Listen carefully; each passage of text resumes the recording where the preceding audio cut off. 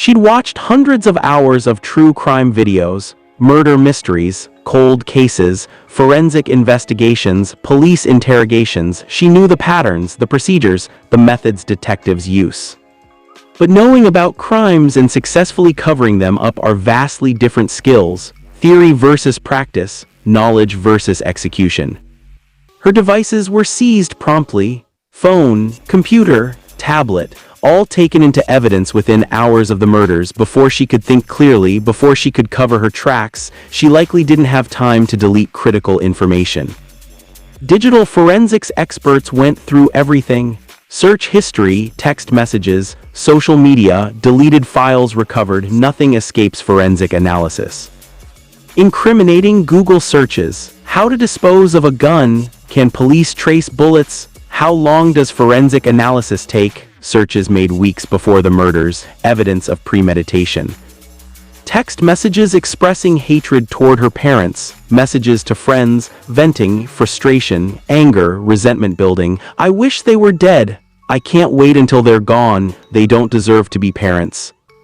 Messages that would later be presented as evidence of motive, screenshots preserved, timestamps documented, context established.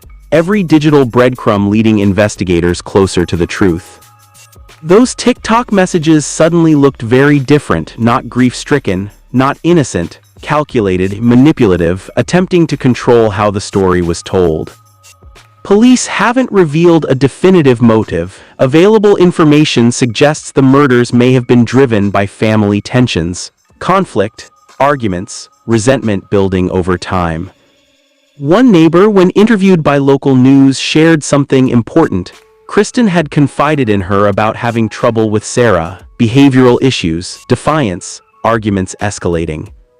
All she said was Sarah Grace was bucking her because she didn't want to be there. She wanted to live with her daddy. The neighbor wouldn't elaborate, didn't want to speak ill of the dead, but the implication was clear: things weren't perfect behind closed doors. One critical piece of evidence remained missing: the murder weapon, never found at the scene. Police searched extensively, every room methodically examined, the yard combed inch by inch. Nearby woods investigated with cadaver dogs and metal detectors, drainage ditches checked, storm sewers explored, local ponds drained. Nothing. No family member owned a registered gun. County records showed no firearms registered to James Brock. None to Kristen, no ammunition, no gun safe, no indication anyone in the household had ever owned a weapon. This raised critical questions. Where did